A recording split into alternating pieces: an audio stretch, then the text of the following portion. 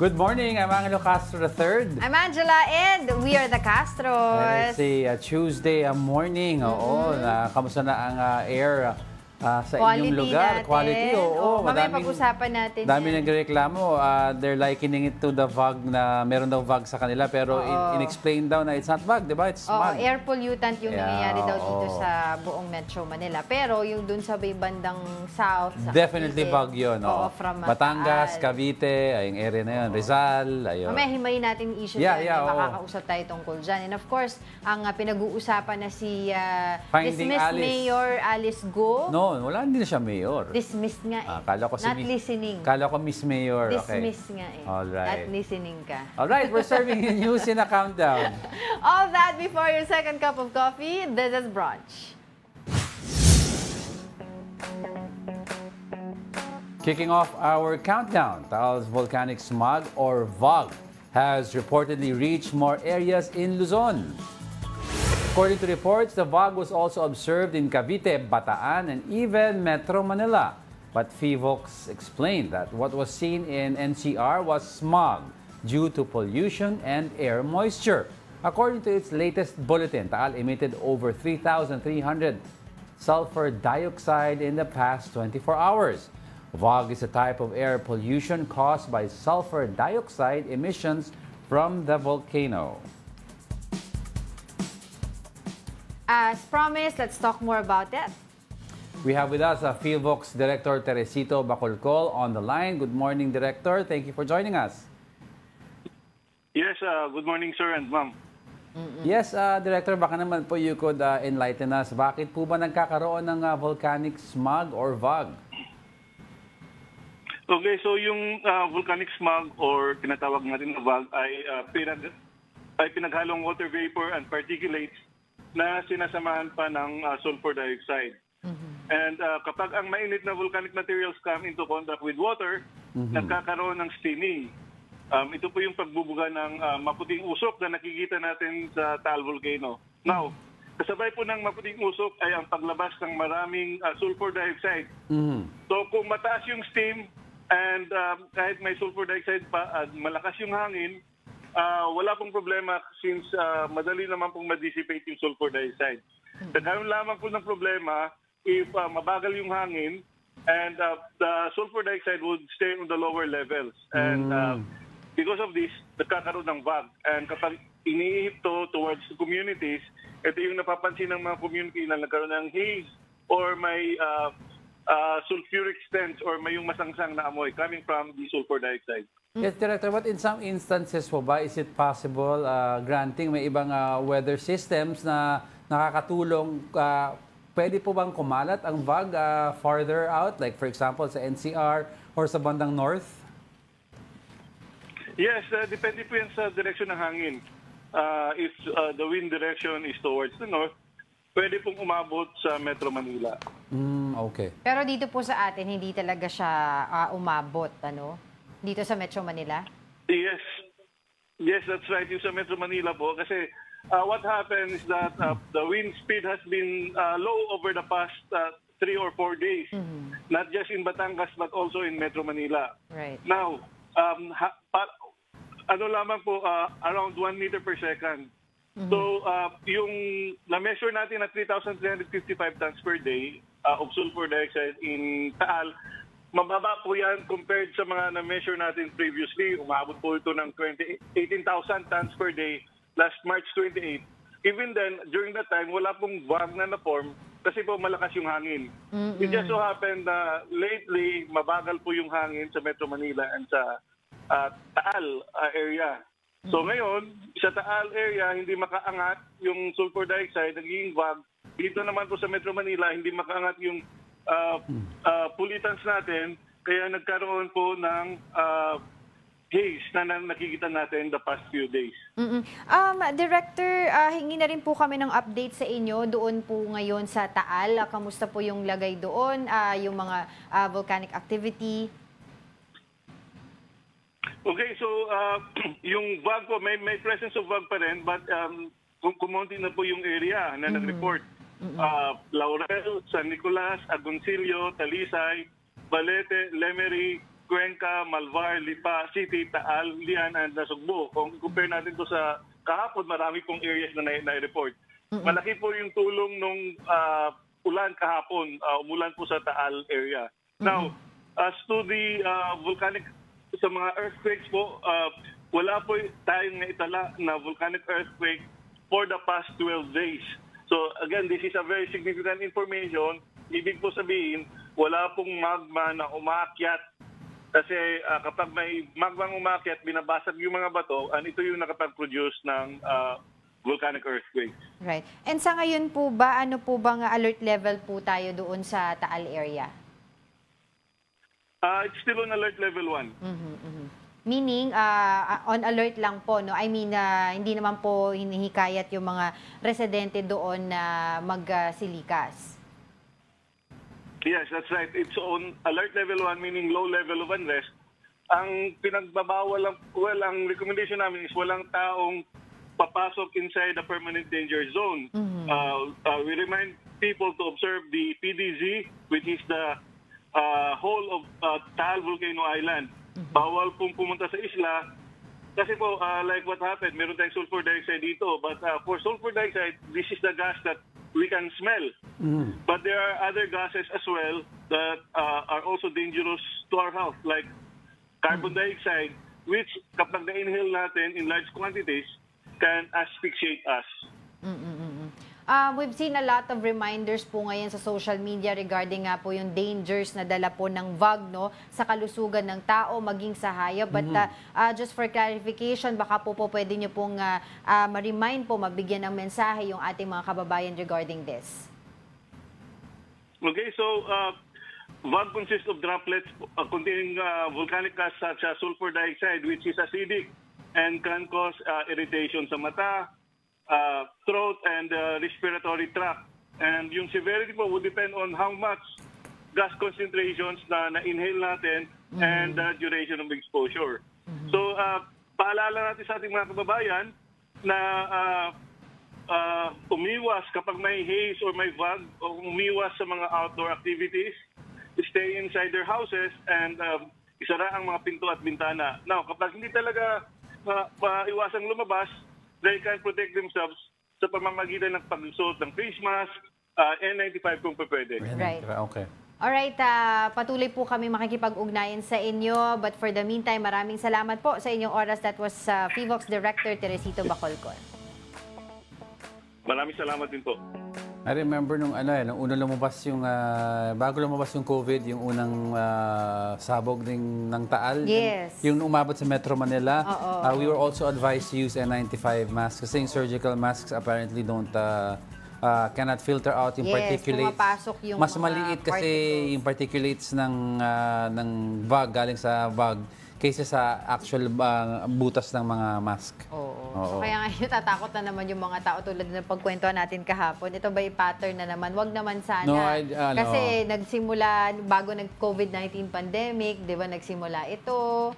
But you know, patterns Ubusan ng mask. patterns may be the same naman, but it doesn't mean yung nangyari sa pandemic mangyayari with regards to Mpox. Oo. Simply put, is because we already know what Mpox is. Matagal na siya We know nandito. how to deal with We have a it. vaccine already for it. Yung COVID kasi noon walang idea talaga what it was eh. Yes, oo. Sige, let's continue with our countdown. Buzzing at the 9th spot is La Trinidad, Benguet. The capital town is considering declaring a state of calamity due to the rising number of dengue cases in the area. Over 1,400 dengue cases were reported in La Trinidad since January of this year. 2 of them died from the illness. Health workers and volunteers have conducted fogging operations and other methods to destroy possible breeding sites of mosquitoes. O, hindi biro yun. 1,400 cases ng dengue. Mataas yun, mataas. Oo. And di ba nagkaroon din tayo ng mga several reports here also ng mga ilang areas din na medyo tumataas din yung bilang ng dengue cases. Dahil nga ngayon tag-ulan, maraming mga stagnant waters din ng yun, nakakaligtaan. It's been a perennial problem for us, especially in yung metro area, and then now you have in Baguio, basta populated areas eh. Plus mosquitoes nito, they love yung not yung mga gusto nila actually malinis na tubig na stagnant. That's where they breed eh. And Aedes aegypti, di ba? Yung blue rider mosquito. Yes. Actually, it's easily identifiable eh. Malaki siya compared to the other mosquitoes. Tapos may stripe na blue sa back niya all the way sa legs niya. Makikita mo siya. Lumayo ka na kay Blue Rider. Tuloy ako. Pero yun nga, so ingat-ingat na lang tayo. And there are several barangays here naman in Metro Manila. Nakikita ko, nagkakandak din sila mga fogging operations. Para nga, kung kasakali ay talagang matigilan yung pagkalat ng dengue. And just to, napakarami nating problema ngayon. Monitor daw yourselves. If 3 days you still have low-grade to medium-grade fever, magpa-check na kayo for dengue. May dengue test naman yan eh. Kasi yan ang critical time ng dengue is 3rd to the 5th to the 7th day. Tapos i-check nila yan kasi if ever yung blood mo lumalapot. Yes. So kailangan ng swero, simple swero lang. Actually, nang gamot dyan eh. Simple swero, fever management para to make sure you're okay. Hydration is the key. Actually, they attributed also yung pagdami ng lamok dito sa atin nung nagkaroon ng mga hilig yung tao sa halaman. Mga plantito-plantita dumami. I remember that kasi ini-advise nga nila na ayusin yung paghahalaman to make sure that when they water the plants, 'di ba, walang naiiwan ng mga tubig-tubig na. Pero may kasabihan naman sa ganyan eh, pag may lamok, hey poke. Joke pa 'yun. Hindi ko alam yung commercial na yan. Alam ko. Pero masama yun sa lungs, kaya kailangan mag-ano ka na lang, yung lotion. Joke lang. Let's continue with our countdown. Coming in at our top 8, the African swine fever has already spread beyond the province of Batangas. The Agriculture Department says several areas in Quezon have tested positive for ASF. There are also reports that the virus has been detected among hogs in Cavite and other provinces in Luzon. According to the DA, they are now conducting tests for ASF vaccines prior to actual vaccination. Lumabas na yan sa Batangas, medyo may lumalabas na rin sa Quezon konti. Meron na kami reports sa ibang lugar pa na lumalabas yan na malayo-malayo dito sa Luzon. Diba? Ang dami natin problema. We have Mpox. Well, although one case pa lang dito sa Philippines, may pag-usapan Mpox, natin. ASF, we have dengue. We have avian influenza. We have fog.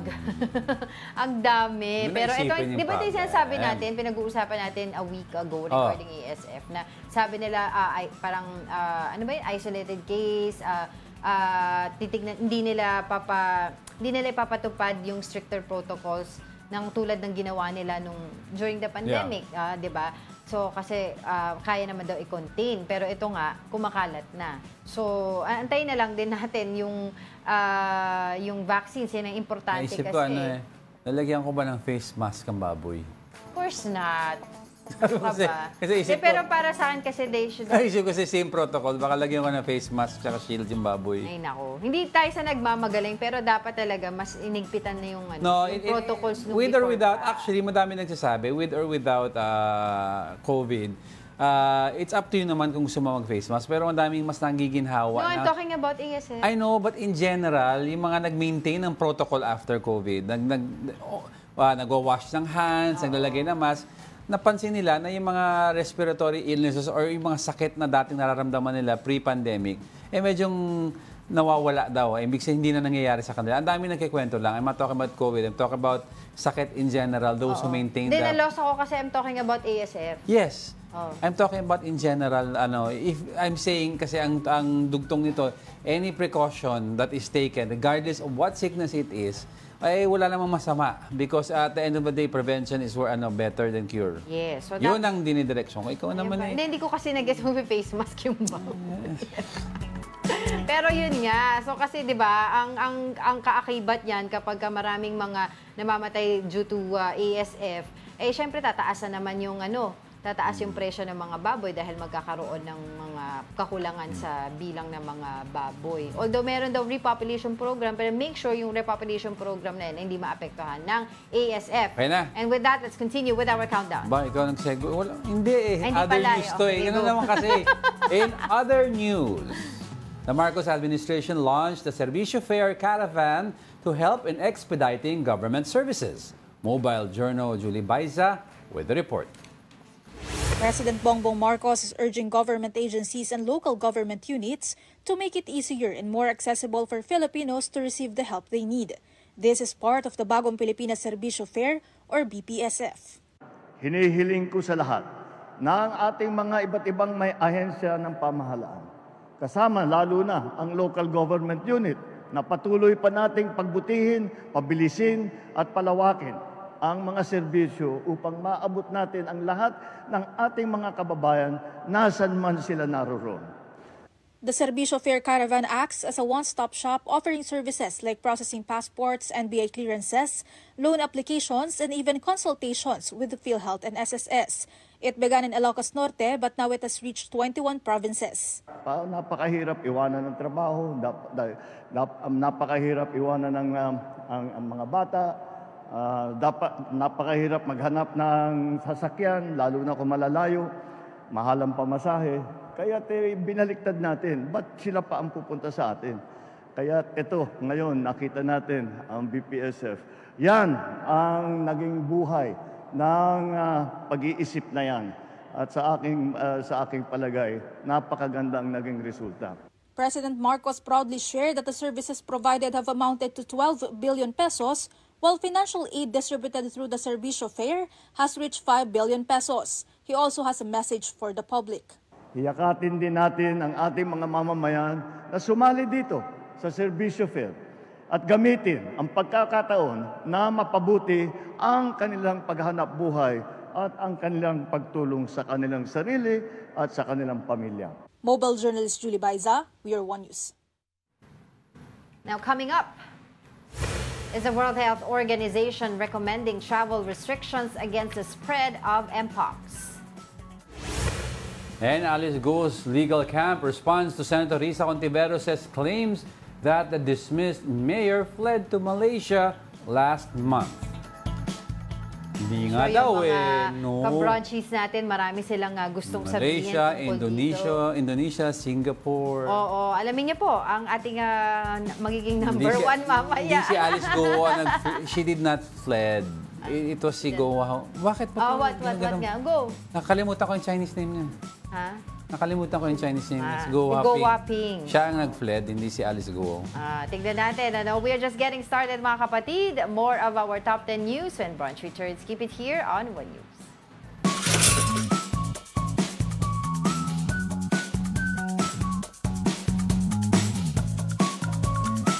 Good morning. You're still watching Brunch here on One News. And let's read some of the messages we have on our Facebook account. We have from Mark Santiago, good morning. YouTube daw is not working. Moving here. Meron Mark. Meron na. Baka medyo mahina siguro yung place kung nasaan kayong internet. And Gary Field, good morning daw. Happy Tuesday. Si Ralph, ang hula niya, Go out of PH should be the number 1. Yan, number 1 daw. Yan ang hula niya. Si Sam Pokemon Go naman, good morning. Cloudy here in Barangka, Mandaluyong. Wear masks, mga kabranchi, serves more than 3 purposes. Protects from volcanic smog, pollution, and infection na rin daw. Si Mig Sebron, nanonood din yan sa atin today. Dito naman sa YouTube, si Gary Co, Mark Santiago, Ronald Maxtay, and of course si Tita Daisy and Tito Naldina, lagi rin nanonood sa atin. Si Els Jum. Yun. Yun din. Si Daisy Cancio din, ang kanyang guest, ang top 1 niya ay yung The Great Escape of Alice Go. Dati meron tayong Finding Pastor. Ngayon, The Great Escape of Alice. Grabe. Oh my God. Daming tumatakas Mamaya, maglalaan tayo ng oras para dyan. But for the meantime, let's continue with our countdown. Coming at the 7th spot is the Senate hearing on the alleged sexual abuse of actor Sandro Mulak. One of the independent contractors of GMA was detained in the Senate after a heated exchange with Senator Jinggoy Estrada. Estrada moved to cite in contempt Jojo Nones for not directly answering his question about his alleged offer to Sandro's father, Nino Mulak. Nino earlier said that Nones and Richard Cruz apologized to him and offered financial contribution to any charities of his choice. Before this, Sandro virtually joined the hearing for the first time and shared details about his experience with Nones and Cruz. The two independent contractors still denied Sandro's accusations thrown against them. I was asking you Did you offer any financial contribution to any charitable institution? No offer po of settlement, Your Honor. I did not ask if it's a settlement or not. The only question I'm asking you is that if you offered financial contribution. I did not say it's a settlement. You're putting words into my mouth. Mr. Chair, I move that he be cited in contempt. High blood Init na high blood. Bigyan yung losartan si Senator Jinggoy. Pero hindi this is not something that we should be laughing about. But for the first time, yun nga sinabi natin ay lumabas nga si Sandro Mulak at in-address nga itong kanyang issue dyan sa Senate hearing. Kasi nung una, ito si Nino ang speaking on behalf of the Sun, and then Nino has shown several text messages nga that between the Sun and yung two ICs or independent contractors from GMA and GMA, how all of this happened, di ba? So, and I think yesterday also, nag-file na sila formally ng case sa DOJ. Yes, let's just see moving forward how this prospers, di ba? Pero I should only imagine kung ano nararamdaman ni Nino Mulak. Of course, because as a Nino father was also an actor, di ba? Yes. And then this is the industry that Nino supposedly, parang sinasabi niya, this is the industry that he loves. He grew up in. So he's medyo dismayed that something like this happened. All right, let's move forward.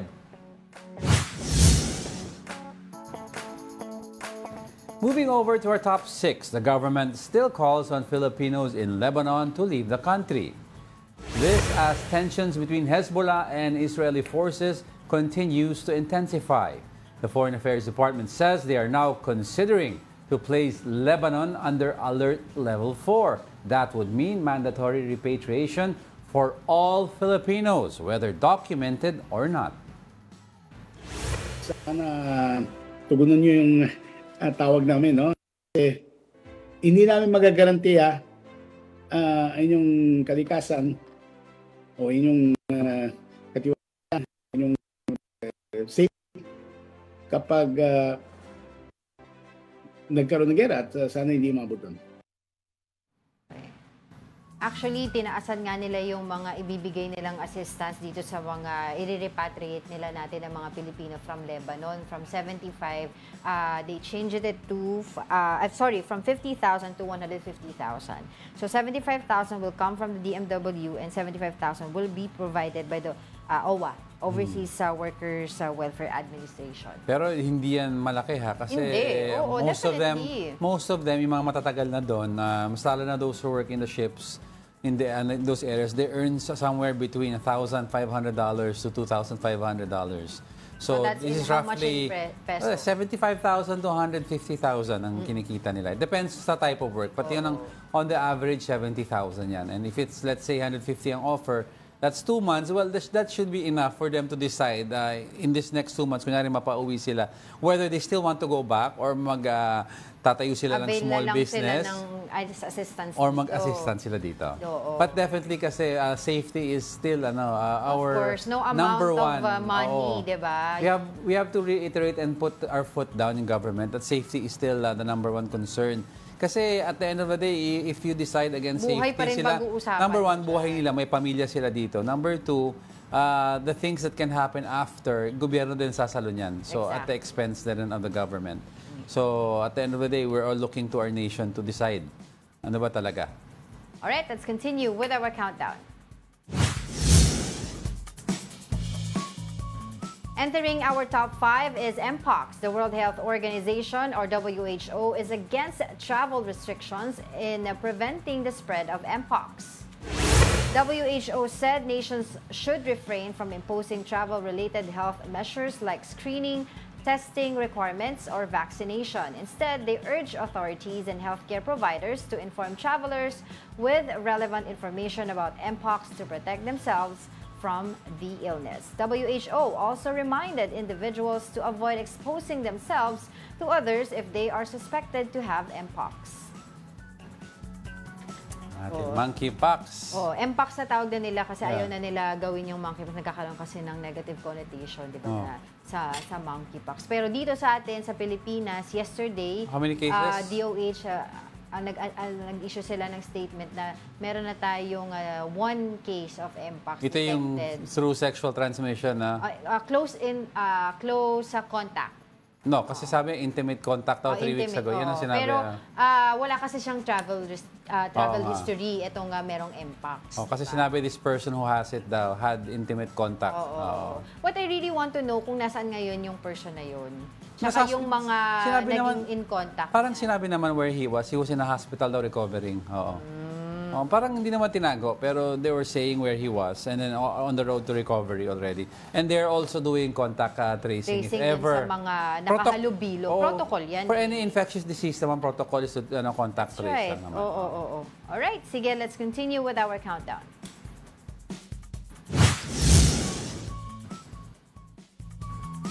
Coming in at top 4, EDCOM 2 Executive Director Carol Mark Yee shares possible solutions to the learning gap.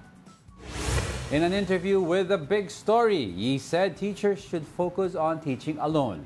He added that more textbooks are needed and education agencies should properly coordinate. A World Bank study earlier estimated that the learning gap in the Philippines is 5.5 years. The first is teachers. You know, our teachers could not teach because they're saddled with so many other responsibilities. When you go down to the ground to talk to teachers, they say, "Sir, we cannot teach. We're handling gulayan sa paaralan. We're doing school-based feeding program."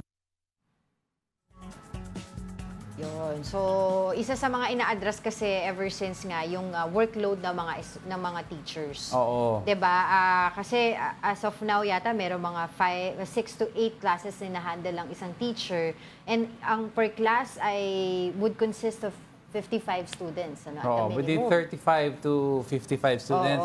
And then sabi ng teacher, instead of providing quality education so each of our students, na mas madali sana pag mas konti sila, mas generalized na lang ang lesson at saka hindi tutok hindi intensive ang kunyari may isang topic, they don't delve into that topic for a long time. Minamadali yung topic, quiz, tapos na, kasi move on. meron pang klase sa kabila. Kasi may klase sa kabila. Aside from that, madami kang estudyante. So meron din tinatawag fatigue, teaching fatigue ang teacher. Totoo. Isipin mo kung 50 yan, may quiz ka, 50 ang i-correct mo. Diba?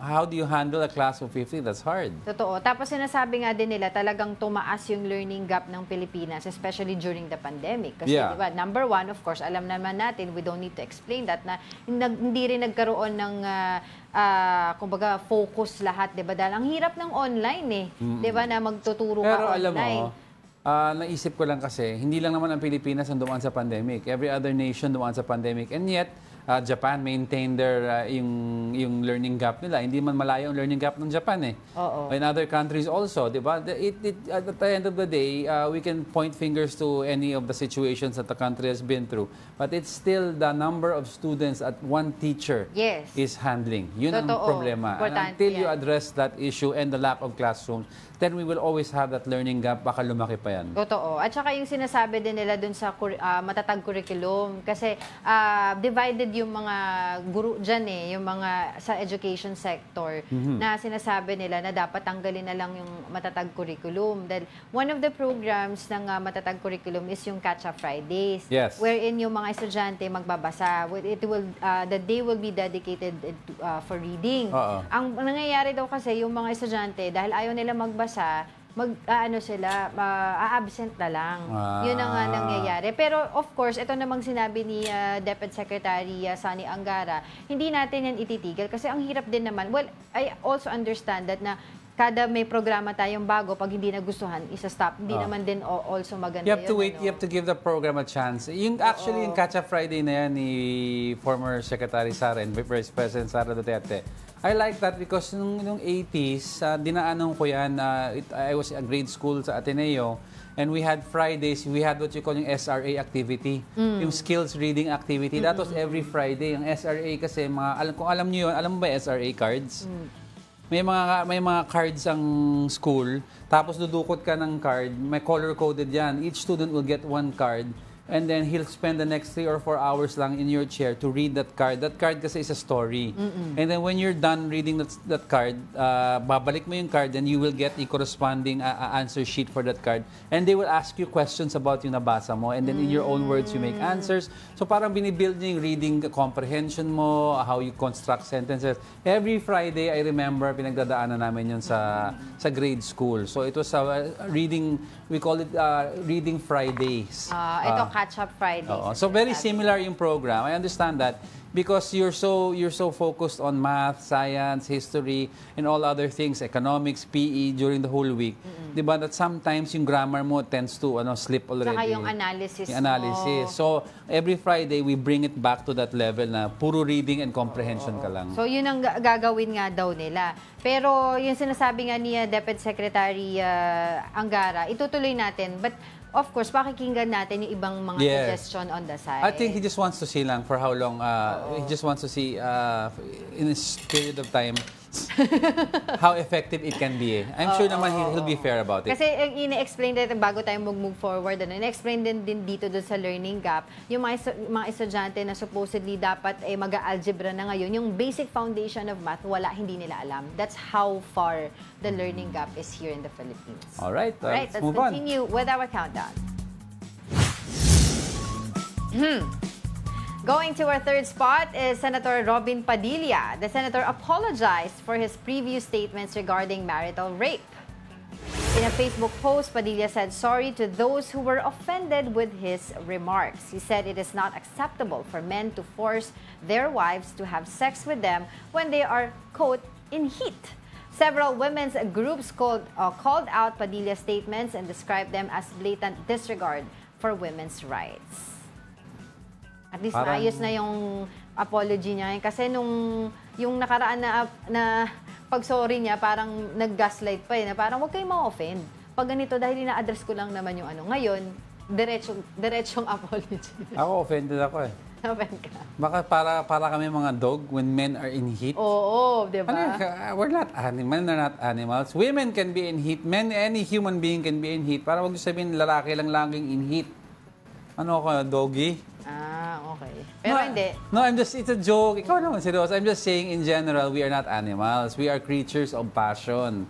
Diba? So, when you are creatures of passion, may mga stimulus yan. Basta isa lang ang sinasabi nga ni, diba? Sinabi rin yun ng mga women's rights groups at saka ni Attorney Lorna Capuna. It's not right. No means no. Of course. That's what I meant. I'm just saying, ayoko lang sabihin na in heat kami, parang kami yung animals. Naman, Senator Robin naman, no? Sige. Ano ba to? Next countdown na okay, sige. Meron akong isa pang babalita sa'yo, Diego, and sa ating mga kapatid. Uy, kilala ko to. Renowned fashion designer Francis Libiran sits down with Sean Yao for an interview.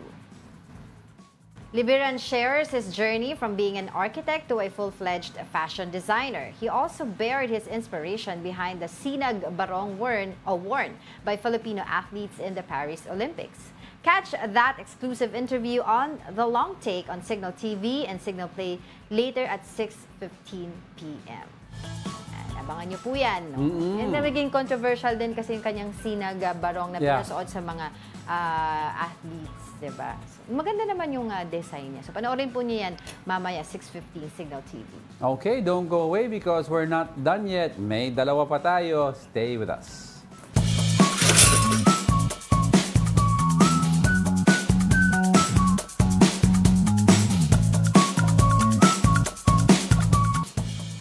Welcome back. You're still watching Brunch here on One News. Oo, sabi ni Oscar, top 1 siguro yung China Coast Guard. Tingnan natin.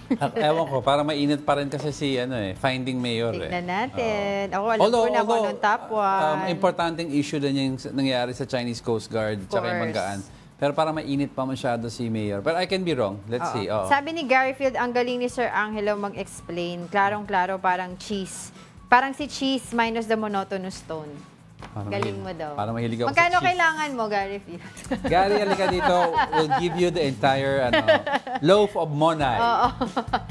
Alright, sige, let's continue with our countdown.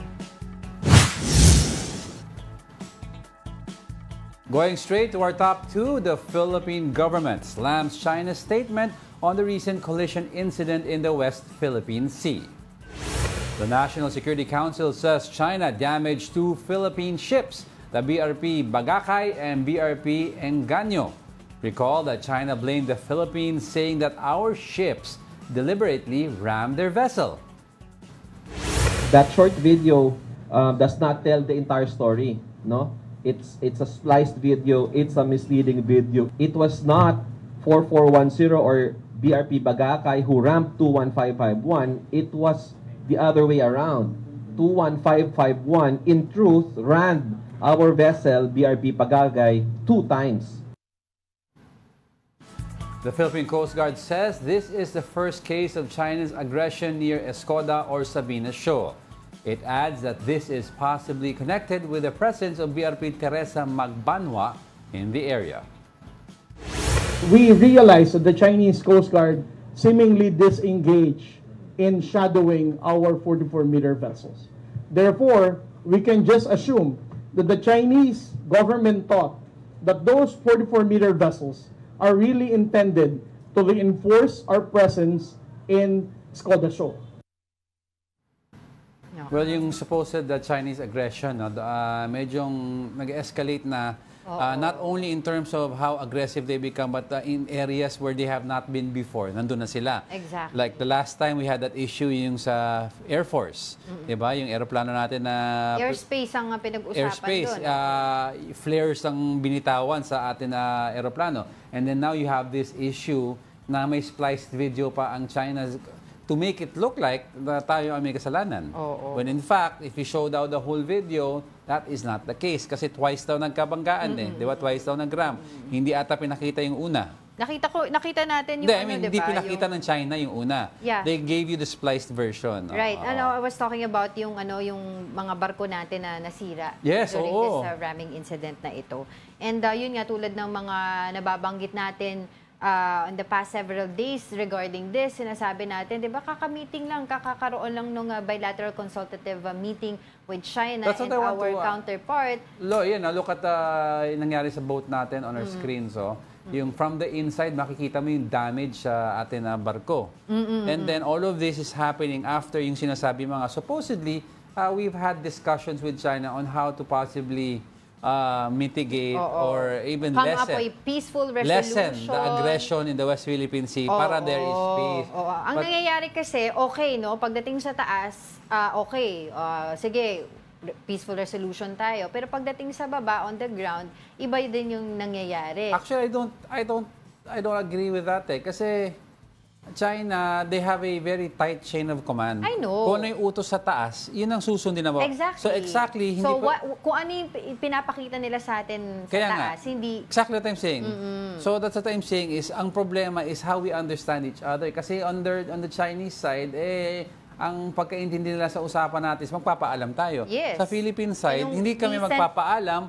Pero when we're in the area, while we're disputing it, we will tell you we're in the area. Likewise, gusto namin, pag kayo na sa area, you tell, siguro gano'n ang side natin para matapos na. Yung recent resupply mission natin, di ba, may nag-shadow sa atin, na chinek pa. Kung, di ba, kung ano yung mga dala-dala natin. They're making sure na wala tayong dalang construction materials because that's, ang ayaw talaga nila, magkaroon tayo ng repair, doon sa BRP Sierra Madre. Diba parang bahay natin to so ba't tayo, di ba, papacheck ko So, may mga suggestions na mag-create ng mga structure doon sa area to establish our... a lighthouse. Yung At mga least a lighthouse. Pero sa akin nga yung simpleng pagkain nga lang na ibibigay mo for our resupply mission sa mga nandoon sa nakaposte sa atin doon sa BRP Sierra Madre, hindi natin maayos ngayon na maibigay dahil doon sa shadowing na ginagawa ng China, yung pakayang hindi tayo makapusilit ng mga gamit natin na pag-construct ng mga suggestion nila. But I don't know. But still, of course, we're heading that direction. We hope to head in that direction na makapagtayo din tayo ng structure to build our ownership in that area. To establish ownership. To establish, ito, sabi ko na nga ba I'm correct. So, dun sa mga nagsabi na baka daw China Coast Guard yung #1, yung nangyaring incident. Pero si Ralph Domingo. #2. Si Ralph Domingo, tama. Pareho kami ni Ralph. Si Tita Daisy Cancio. Tita Daisy, si Ralph, tsaka ako, tama. #1.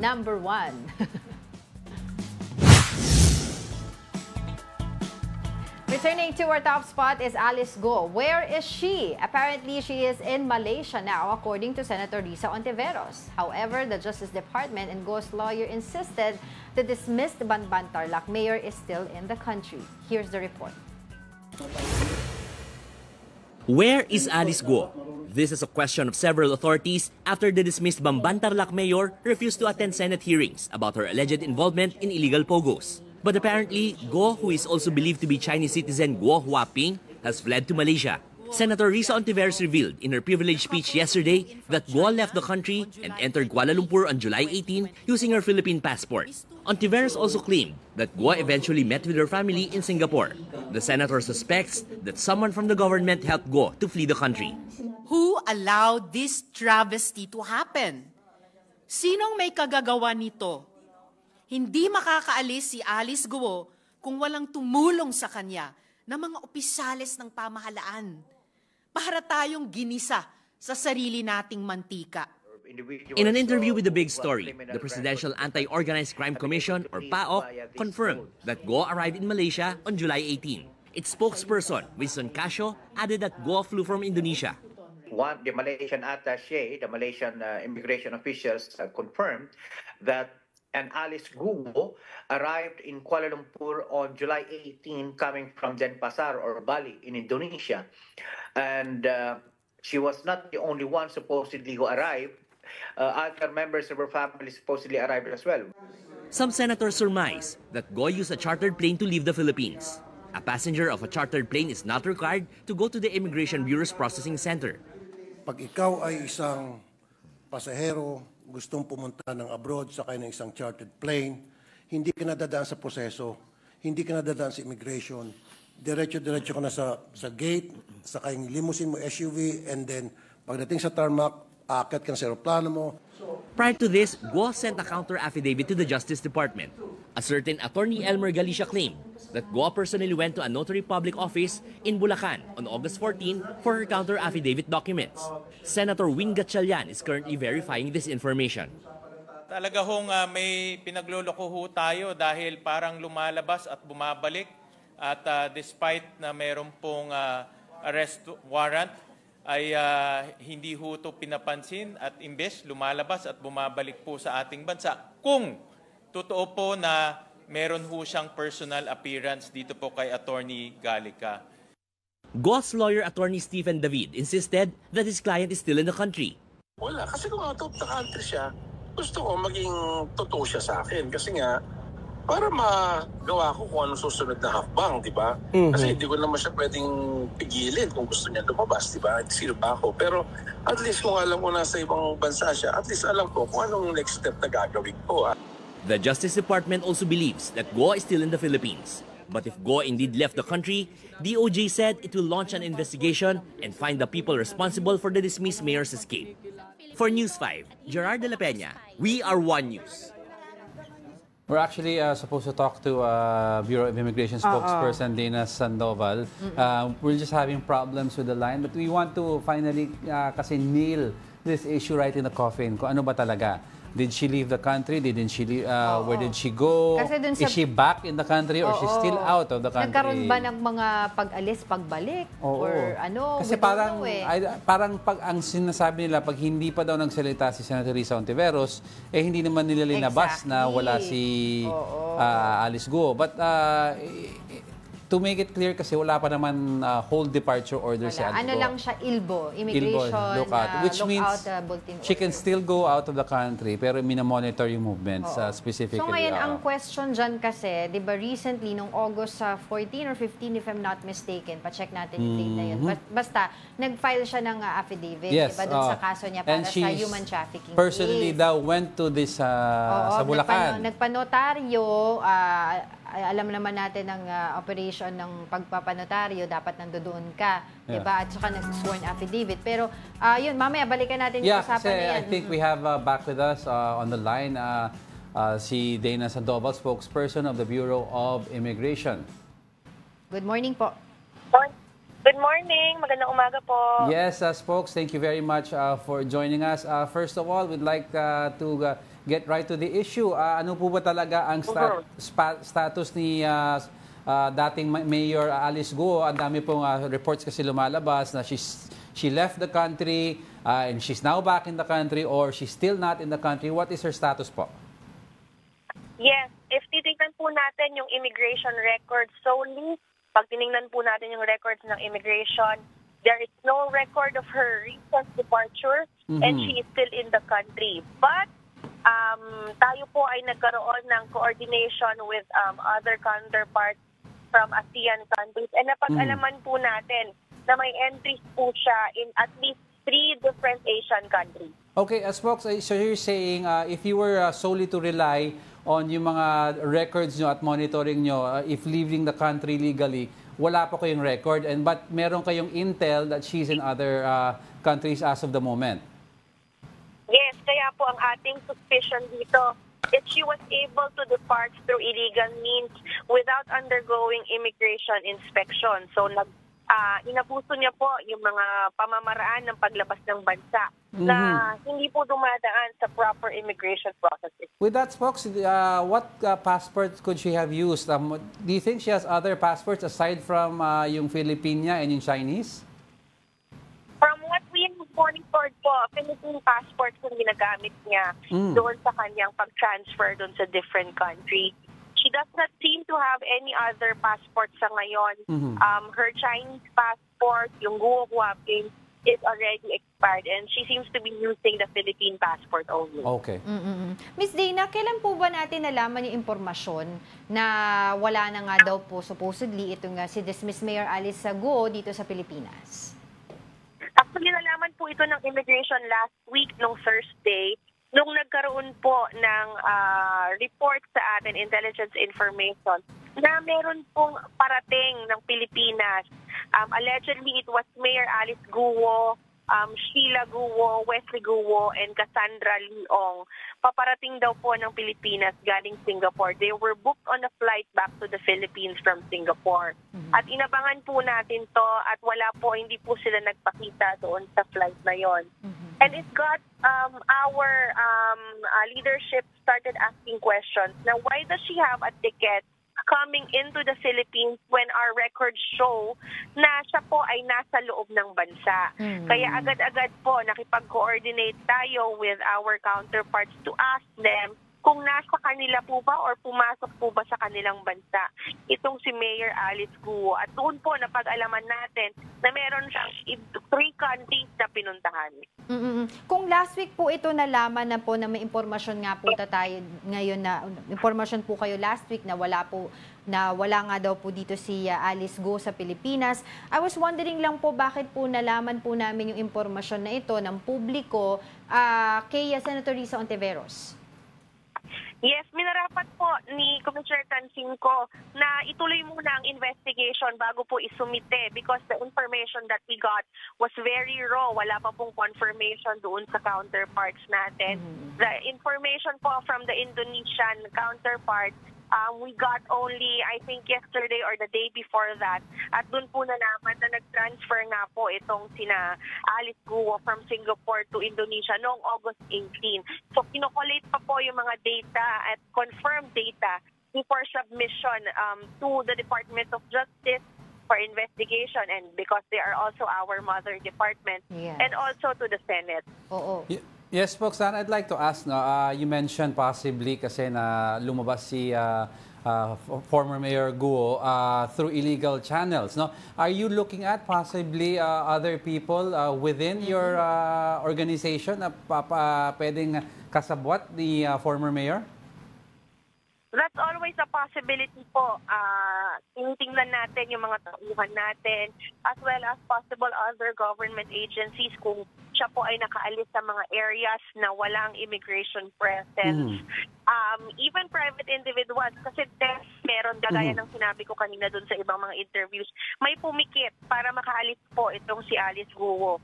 Kasi napaka-tedious ng procedure of booking flights, of flying out of the country in private airplanes or riding motorboat. It's a tedious process and it requires a lot of coordination. So definitely po, merong na umasiste po sa kanya whether it be a government entity or a private individual. Yun po ang gusto nating malaman para harapin po nila yung sanctions doon po sa ganitong ginawa nila. Yes, that's right. Yung attorney po, no, lawyer ni Alice Go is maintaining na sinasabi po nila na siya po ay naririto pa rin sa Pilipinas. Pero what happens now po? Ano na po ang next na hakbang ng Bureau of Immigration regarding this situation? We are requesting po na sana makansila po ang kanyang travel documents. Although it's not within the purview of immigration, it's a good measure from the Philippine government to be. Miss Dana, sorry po, medyo nawawala po kayo. Hindi po namin naiintindihan yung inyo pong sinabi. Pwede po pakiulit na lang. Yes po, go ahead. Yes po, kung ang kanya pong passport ay makansela, it should extradite back to the Philippines. Dahil maiko-considera na po siya ng mga bansang pinupuntahan niya na isang illegal alien because wala na po siyang tamang documentation. So, doon po sa mga ASEAN na bansa po na napuntahan niya at dinaanan mula po dito sa Pilipinas, we have coordinated with them. Nabanggit din niyo po sa kanina ito, no, regarding nga po doon sa kanyang pag-alis. But nabanggit din po ba ninyo doon sa kanila dito sa ASEAN countries na we need her back? Although yes po, nabanggit po natin, wala pong authority or wala po silang basis upang i-extradite sila as long as her passport remains valid at nagagamit pa po niya ang kanyang pasaporte. Alright, siguro ganun na lang po muna. Patuloy po kami makikipag-ugnayan sa inyo regarding this issue. But for the meantime, maraming salamat po sa inyong oras, Bureau of Immigration spokesperson, Dana Sandoval. Salamat po and good morning. Kasi mahirap dahil wala naman siya talagang wala pa yung case. Hindi naman siya. In the first place, wala naman whole departure order to prevent her from leaving. Number two, she's still allowed to leave. Oo. Yun lang nga, ang problema, she left illegally. It's because walang trace But, kasi di ba, sinamon siya ng Senate, kailangan siya ng Senate, hindi siya nagpapakita. Walang trace of exiting the Philippines, but yet there is a trace of her being in another country using her Filipino passport. So possible daw, back channel yung ginawang And kaya nga, exit. medyong I would tend to agree with spokesperson Sandoval saying that possibly may nag-assist sa kanya, whether private or within the organization. I tend to believe that because she's using her Philippine passport. Therefore, if you're using your Philippine passport, meron kang level of comfort in moving. Meaning, alam mong somebody has your back. Kasi if illegal ang ginawa mo at walang tumutulong sa'yo, hindi ka gagamit ng legal passport. You'd have backup passports. Pero siya may level of comfort using it. Kaya nga, di ba, kanina pinag-uusapan natin on the way here sa studio, sabi ko, bakit kasi hindi pa nila kinancel yung passport umpisa pa lang? Yun nga sinasabi, marami pa tayong mga, parang it's a process bago ma-cancel isang passport. Yun muna ay yung ginawa nila, yung supposedly pag-i-invalid yung kanyang birth certificate, which still in process right now. And to be able to cancel the passport, kailangan ma-invalid muna yung kanyang birth certificate. For any deportation proceedings or para ma-notice sa Interpol, there has to be a pending case here in the country for any of these agencies to assist us in returning her here. Wala naman So ngayon lang, yun nga kaya kanina tinatanong ko kay Miss Dana Sandoval ng Bureau of Immigration na nalaman pala nila ito na merong intel na wala dito umalis dito sa Pilipinas si Mayor Alice Go. Dismissed Mayor Alice Go ay last week pa.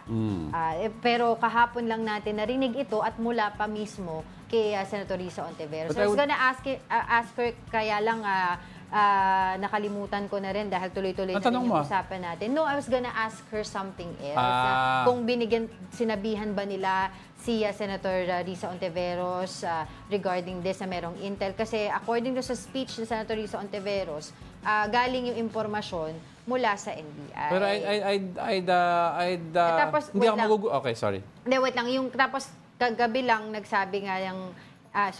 ang DOJ, ang sinasabi nila, based on their records, nandito pa si Alice Go. Si- Ibig sabihin, hindi sila nag-uusap-usap. The mere Kasi fact- they are the concerned agency. The mere fact na salungat ang sinasabi nila, then I would tend to agree why they try to withhold that information. Because hindi pa sila fully Sure. verified. One agency is saying the other agency is saying the other. So, natural lang na hindi nila i-release yung info because mag-uusap muna sila to verify. Tagal naman nila mag-usap. Hindi, syempre, mahirap. Intelligence work is very tedious. Kaya nga, laki nga ng ano, 'di ba? Ng budget sa intelligence. Iba naman ang intelligence fund ng OVP at president. Alam mo naman yun. Hindi ko naman sinasabi. Bakit nasama yung OVP? I'm saying kasi, sinabi mo malaki ng intelligence fund. Intelligence fund. Pero hindi ko sabing OVP. Oo, because NBI is an intelligence agency. So natural lang dapat malaki ang fund nila. Totoo. Malalaki yung mga fund nila. Okay, with that, maraming salamat sa lahat ng... Sinasama yung OVP. Go na. Maraming salamat sa lahat na nanonood sa amin at nakikitiis sa katapangan ni Angela. Tiis talaga.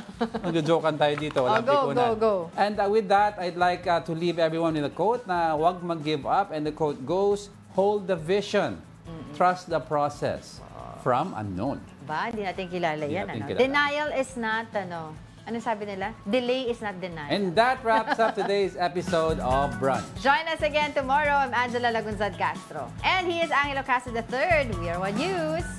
All sides, all the time.